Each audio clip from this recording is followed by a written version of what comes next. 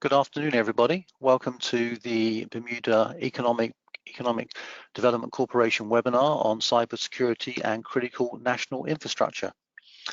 We have two hosts today. I am Steve Cosham, the National Disaster Coordinator. I work out of the Ministry of National Security and am part of the Disaster Risk Reduction and Mitigation team. Also with me, I'll ask him to introduce himself, please. Hi, and good afternoon. My name is Ronnie Viera. I am the chair of the Cybersecurity Governance Board. We'll talk a little bit more about the strategy in a minute. However, the Governance Board was formed in 2019 upon the launch of the National Cybersecurity Strategy. Thank you, Ronnie. The webinar today, everybody should have a copy of the slideshow that we're going to go through. We're going to go through 10 areas. I won't go through these 10 right now, but that's what we're going to do on the agenda. So item number one, area number one, what Bermuda is doing for cybercrime. In 2018, the speech from the throne included develop, enact, and maintain appropriate legislation, the regulation, policies, and procedures to enhance cybersecurity and reduce cybercrime. The introduction of cybersecurity legislation was announced in the 2021 speech from the throne. This and cybercrime legislation were addressed by the Minister of National Security, Renee Ming, in her budget submission to the House last Friday on the 18th of March.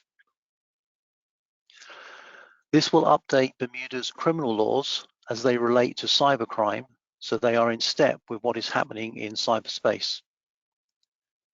Bermuda currently has at least 13 legislative acts that speak to cybercrime, with the main piece of legislation being the Computer Misuse Act of 1996. As we can see, that's 26 years old. In April 2020, the Council of Europe performed a preliminary assessment of Bermuda's legislation to identify gaps in relation to international best practices.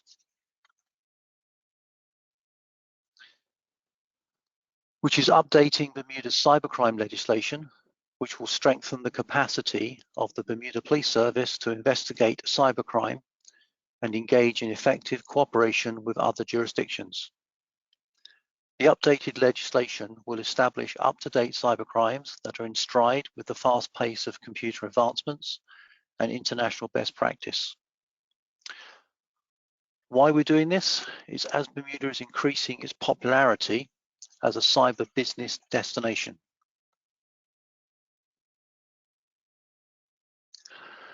So what this will allow us to do is be in conformance with the Budapest Convention. This was signed in 2021 and sets the international standards on cybercrime policy. This convention aims to provide a common criminal policy aimed at the protection of society against cybercrime by adopting appropriate legislation and fostering international cooperation. This allows cybercrime to be investigated across borders and cutting through a lot of the bureaucratic problems that occur. So first, Bermuda has to update its laws, then Bermuda can consider joining the Budapest Convention. Why Bermuda is introducing cyber security legislation? The formally established Cybersecurity Governance Board, which Ronnie is the chair. I'll ask Ronnie to give some more details on this, please. Thanks, Steve. So the Cybersecurity Governance Board was formed in September 2019. That happened in parallel to the launch of the National Cybersecurity Strategy. As you can imagine, these documents don't produce themselves. So prior to that, and for a few years prior to that, we actually had people on committee who were working to form the strategy. And we worked with the CTU, who has actually worked with other countries, this Commonwealth Telecommunications Union, to work with other countries to develop their national strategy. So we recruited them, and they assisted us, and we formed the document. The strategy released in September 2019. It has 4 strategic goals. The first one is protect Bermuda's cyberspace. It's intentionally broad. to allow us to sort of encompass many areas. The second goal is develop, enact, and maintain appropriate legislation, regulation, policies, and procedures to enhance cybersecurity and reduce crime. So Steve has spoken to that. The one thing to note, the Budapest Convention was actually formed and signed in 2001 originally. I think, Steve, you mentioned 2021. Bermuda is looking to actually participate in that, but as Steve has pointed out, we have to actually update our legislation first so that it's in compliance with the Budapest Convention. So there is a lot of work going on behind the scenes in that regard. The third goal, of the strategy is to promote cybersecurity awareness and capacity building. So that is in the area of education and also trying to identify and recruit people into the cybersecurity profession in Bermuda. Depending on what article you read, it doesn't matter. There are between 500 and 1 million jobs they predict in the next 5 to 10 years in cybersecurity. And Bermuda should really try to have a core base of resources here. So that's the idea of goal number 3. Goal number 4 is enhance local international cybersecurity collaboration and cooperation. So that, in addition to the Budapest Convention, which does facilitate collaboration amongst crime investigation, it will give the police sort of tools that they don't have today. But it also allows us to collaborate with other organizations around the world and other governments on cybersecurity. So, for instance, within the Caribbean, as an example. And then we've addressed cybercrime. It's clearly in strategic too, but cybersecurity is across all of the strategic goals. So back to you for CNI, Steve. Thank you, Ronnie. Critical National Information Infrastructure, CNII, as opposed to Critical National Infrastructure. What is this? So those information technology systems that support services or capabilities vital to the national security, public health, public security, or the economy. Examples of critical national information infrastructures include BALCO, internet service providers, and IT systems supporting critical government services. Bermuda currently does not have legislation requiring operators of critical national information infrastructures to follow generally accepted good practices to ensure that sensitive information and IT systems supporting critical services are adequately protected against cyber threats. We see now that we have a war with Russia and Ukraine, and that could easily have an effect on the Bermuda Civil Aviation Administration, who look after the aircraft registry, or the Bermuda Maritime and Shipping Agency, who look after the super yacht registry. It wouldn't be beyond the realms of imagination that they could be attacked by some international actors for deregistering aircraft or super yachts. We need to establish a government cybersecurity unit, subject to budget and legislation.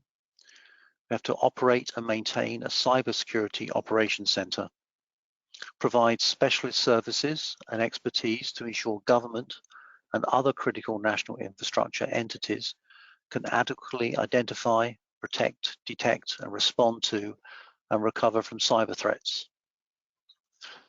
Provide independent security assessments of government IT systems, including but not limited to security testing, threats and vulnerability, identification, risk analysis, and evaluation of protection measures. And operate and maintain a national cybersecurity incident response team. Next is we need to establish a cybersecurity incident response team. So a cybersecurity incident response team will be maintained to provide a national point of contact, establish relationships with other entities at the local and international level, develop and disseminate cyber threat intelligence to entities in Bermuda, facilitate threat and information sharing, and conduct regular cyber drills and exercises in Bermuda. We need to formally establish existing internal government cyber risk management team which will review policies to ensure alignment with industry standards and the need for government to protect all the information and IT systems that are critical to government and the public for it to run. We need to establish obligations for the protection of critical national information infrastructures. So once the CNII has been identified and established, this will define what they must do. This will basically ensure that they maintain standards in line with international best practices, that they have standards and policies to operate and protect information, state what happens if the policies and standards are breached or the data is leaked, and provide awareness and training for the staff to keep abreast of industry advancements, monitoring their systems and responding to breaches, and ensure they have adequate disaster recovery plans. I'll hand over to Ronnie now. So in addition to the entities that Steve mentioned in terms of CNI, so the reason why the word information is in there, it encompasses entities that support the economy as well. So international banking, transfers, for instance, there's the SWIFT system that you may have heard about in terms of the Ukraine-Russia situation and sanctions that are in place. But that is critical to Bermuda's financial success. Bermuda's economy is heavily based on the insurance and financial services industry. So ensuring that funds can be transferred on a timely basis is important.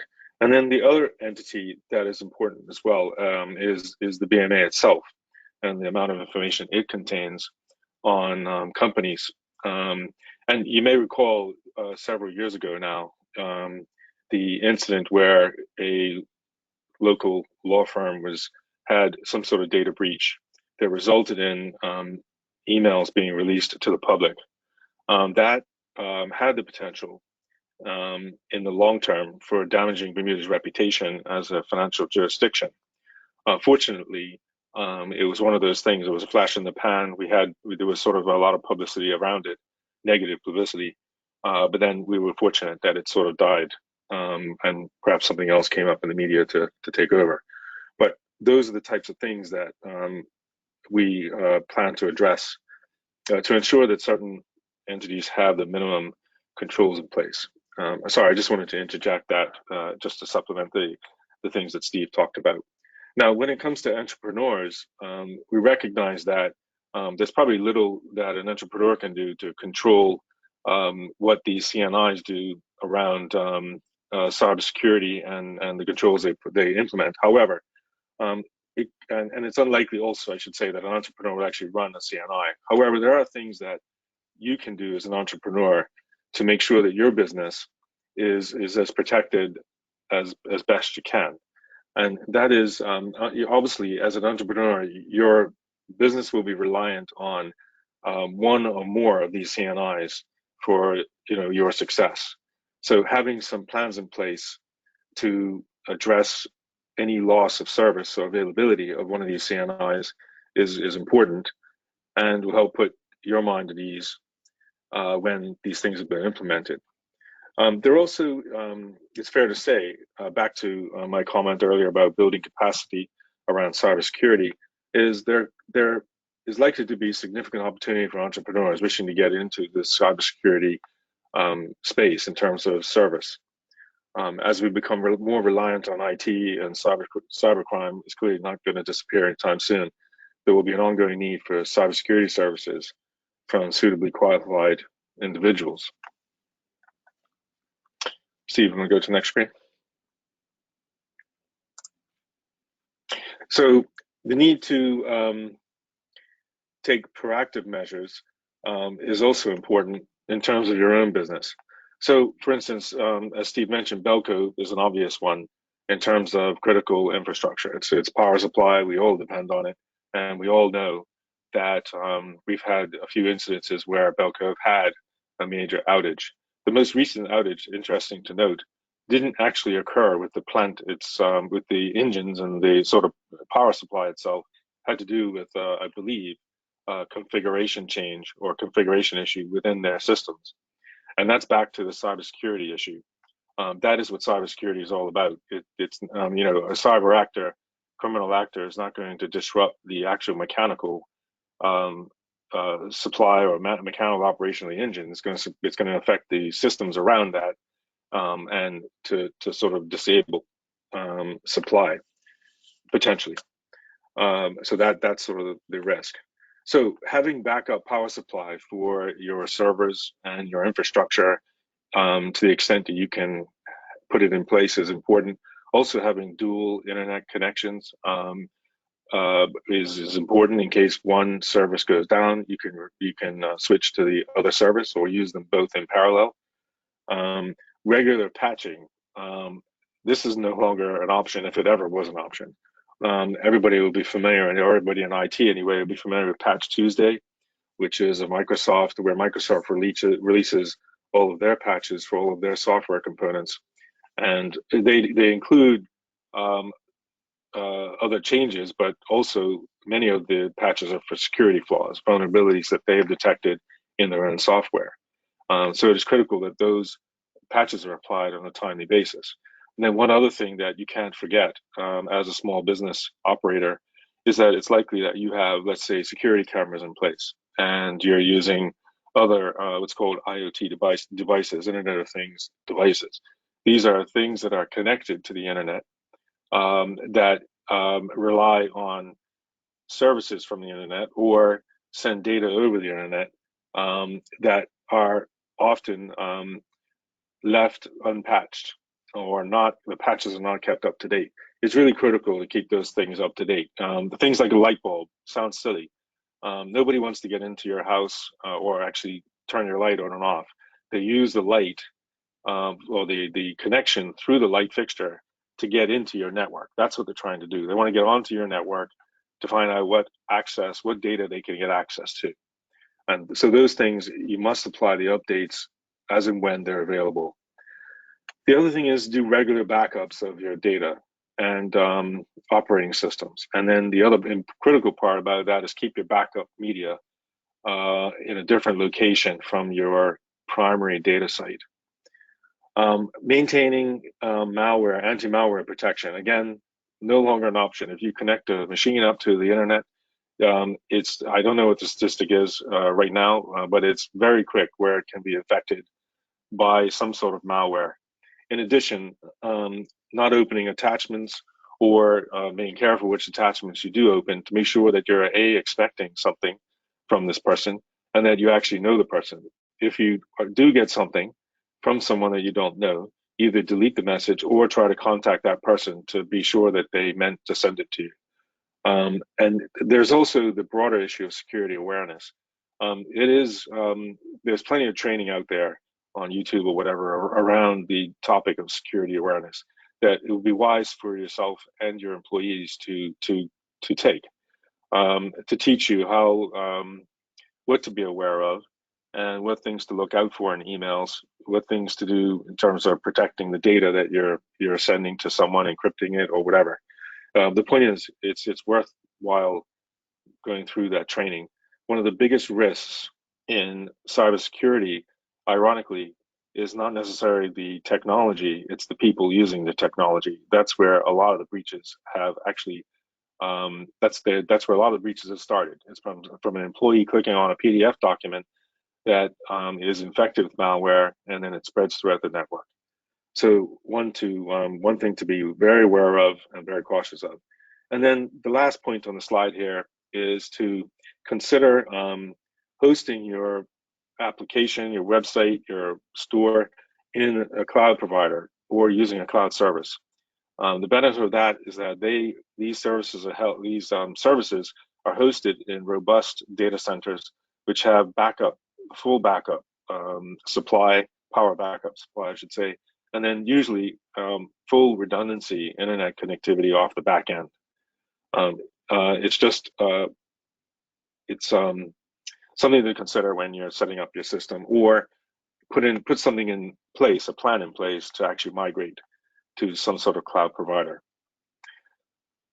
And then the last topic we were going to address today is One of the things that, as part of the strategy that we are working on through government, is to adopt a certification program for small and medium-sized businesses to ensure that they're able to meet minimum cybersecurity and privacy requirements. The goal here is that anybody that supplies services to government should have this minimum sort of standard. So Bermuda government can use the certification to support vendor risk management in a manner similar to how the UK government currently uses Cyber Essentials. Cyber Essentials is a UK government program that uses the base of that program is the standards provided by the Information Assurance Standard for Small and Medium-Sized Enterprises, which is an organization, a UK-based organization. This will also help Bermuda-based organizations demonstrate to consumers and other stakeholders that the most important technical cybersecurity and privacy controls have been implemented. So it's sort of an independent certification, which is geared to small to medium size and also lower cost way of just demonstrating that you are following basic cybersecurity hygiene. So Steve, I believe we're in the question period now, unless you had anything you wanted to add to that. No, thank you, Ronnie. That's good. I'm now just going to check. Do we have any questions that have come in?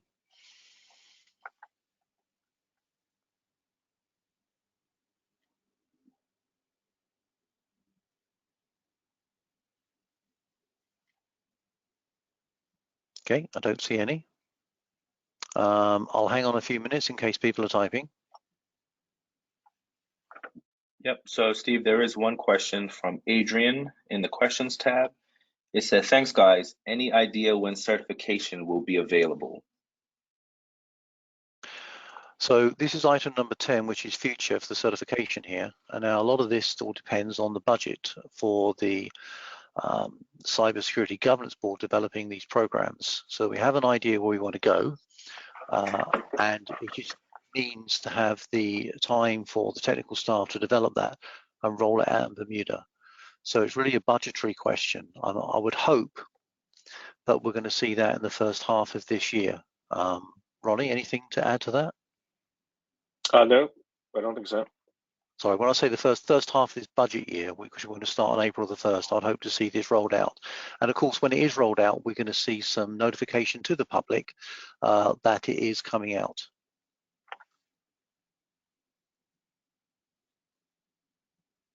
There is another question from Maurice asking, when do you see employment in cyber improve? Well, once we start, once this legislation starts to kick in, and the CNIs have to meet these, the standards, and again, if we can reach a point where government has a minimum standard for vendors supplying services to them, I believe that the needs are going to increase for people who are able to give good advice and to work with small entrepreneurs and other businesses on cybersecurity controls, putting in policies, etc. I can't give a date to it, but I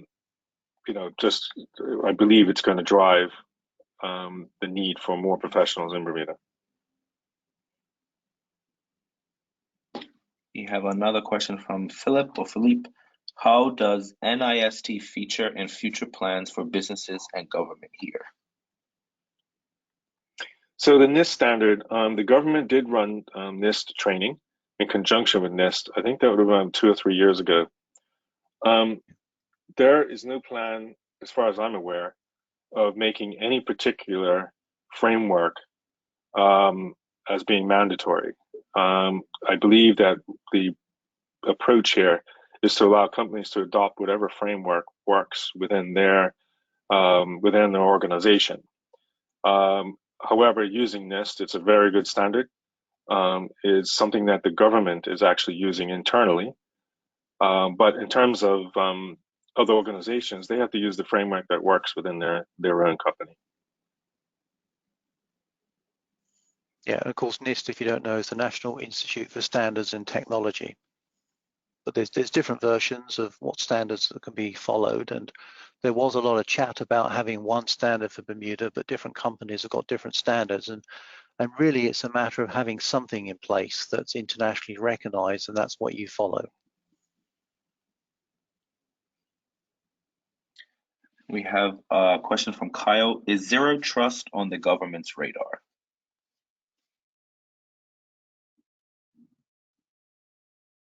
Okay, I'm not sure what that is. Ronnie? As far as I know, I actually can't speak to that internal to government. We would have to ask that question. As I say, government are following the NIST standard in terms of framework, but I haven't heard of them using the zero trust approach. So those seem to be all the questions for now. Let's give it Kyle and you just said zero trust architecture is one of NIST's newest releases. Okay. Thank you. So I'll give it a couple more minutes to see if anyone else has any other questions. So feel free to add any questions that you might have, guys.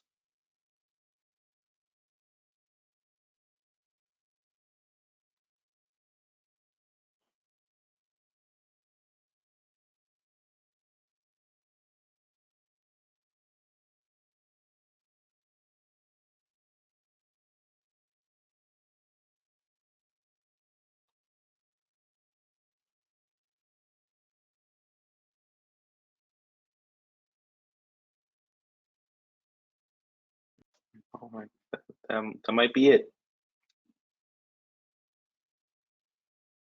Okay. Okay. Well, thanks everybody for attending today. Okay, thank you.